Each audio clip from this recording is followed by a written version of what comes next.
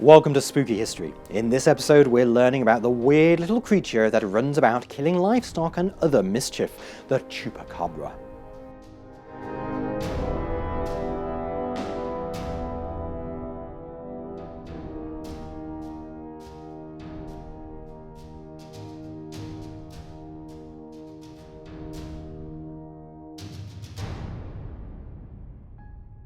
Somewhere in the hot, arid lands of Latin America, a hunter stalks the night.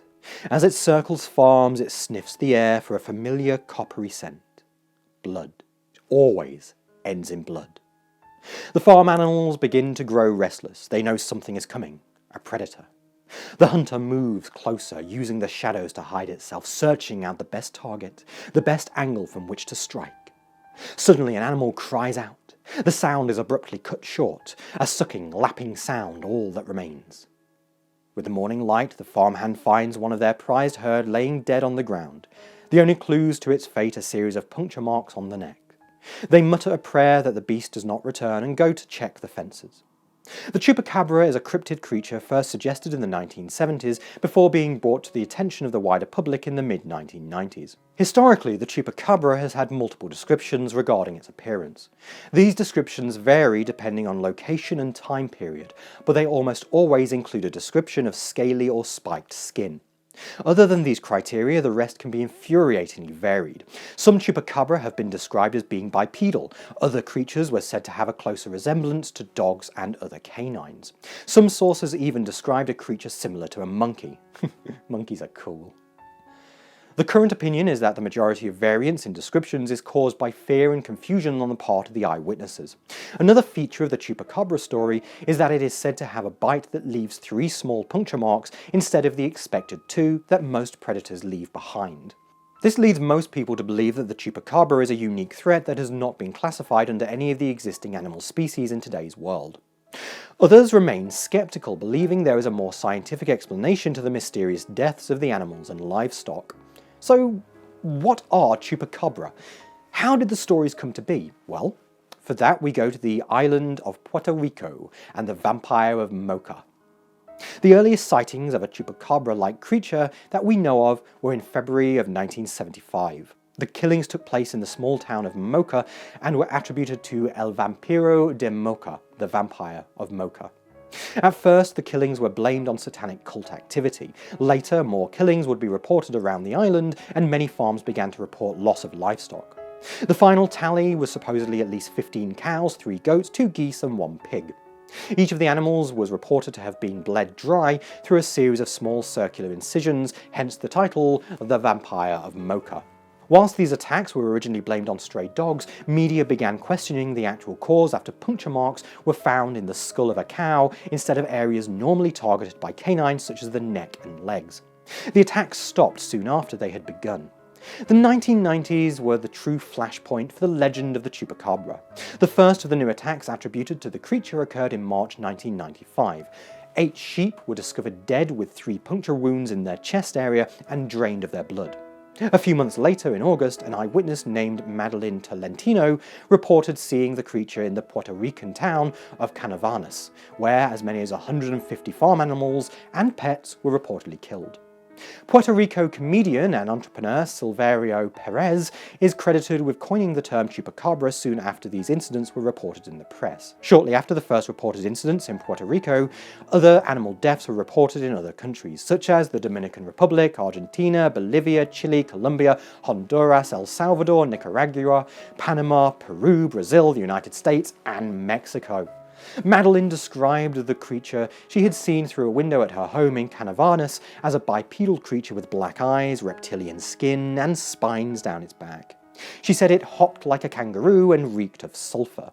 A 5-year investigation by Benjamin Radford, documented in his 2011 book, Tracking the Chupacabra, concluded that the description given by Madeline was based on the creature's sill in the science fiction horror film Species, released the year of the sighting. The alien creature is nearly identical to Tolentino's Chupacabra account, and she had seen the movie before the report. It was a creature that looked like the Chupacabra, with spines on its back and all. The resemblance to the Chupacabra was really impressive, Tolentino reported. Radford stated that Tolentino believed that the creatures and events she saw in species were happening in reality in Puerto Rico at the time.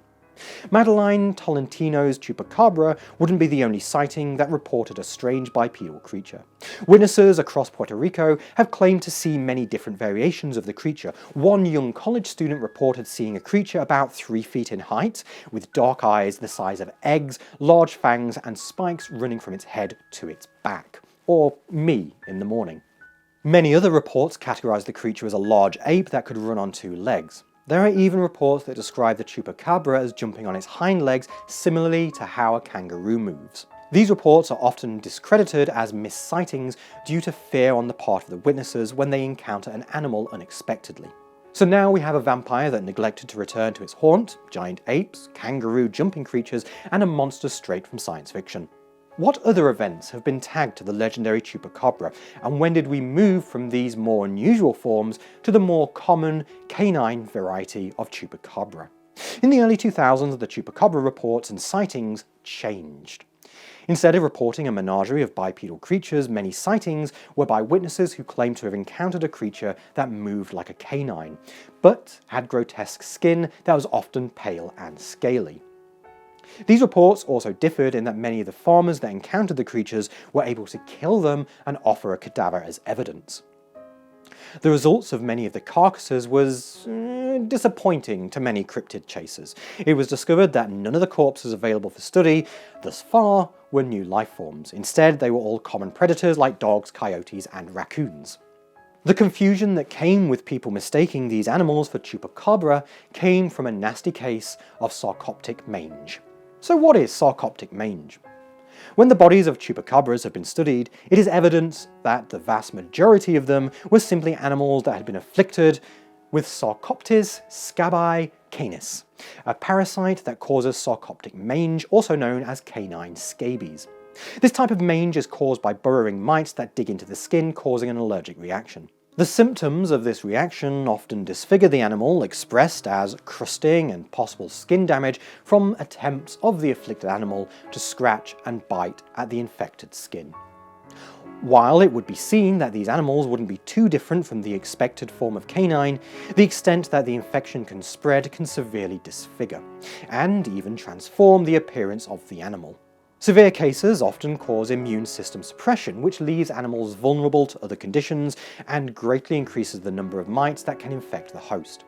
The end result can be so severe that not even the farmers who shot the creatures were able to distinguish them from normal predators like coyotes or raccoons, causing them to think that a Chupacabra was responsible.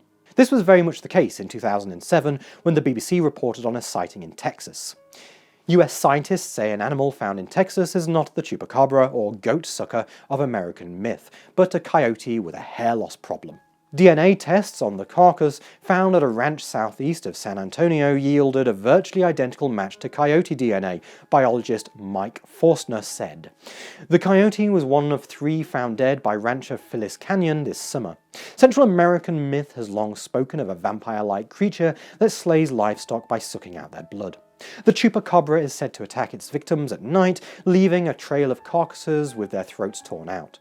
Mr. Forstner said that he himself had assumed the creature brought in for testing at Texas State University was a domestic dog, but the DNA sequence is a virtually identical match to DNA from the coyote. Ms. Canyon and some of her neighbours discovered the 40-pound carcasses of 3 of the animals over 4 days in July outside her ranch in Cuero, 90 miles southeast of San Antonio. She said she had saved the head of one of them to get it properly tested.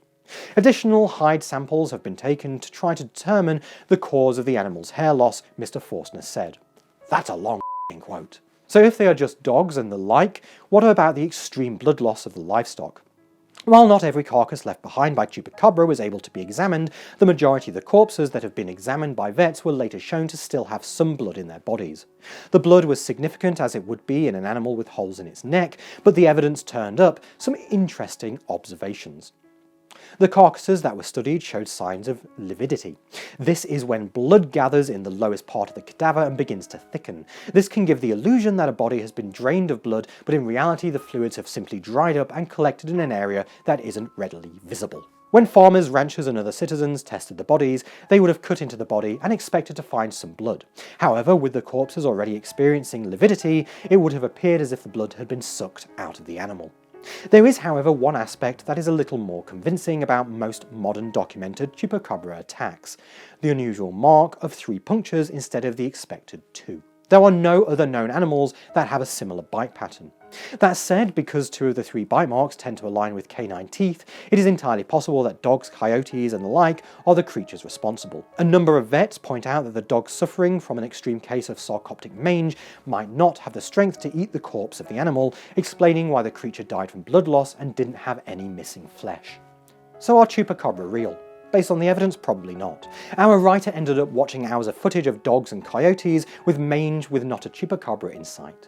That doesn't stop him loving the stories and including them in his Deadlands roleplay sessions whenever he... What is... Oh, it's D&D! DANOV, are you using my script and my show to promote your D&D games? I mean, that's fair enough. Go for it. But whether real or not, Chupacabra has entered the pantheon of cryptozoological greats. I hope you enjoyed that episode. You can find us on most social media at SpookyHistShow and make donations to support us at paypal.me/noisyghostent. Thanks for watching and please do have nightmares. Goodbye.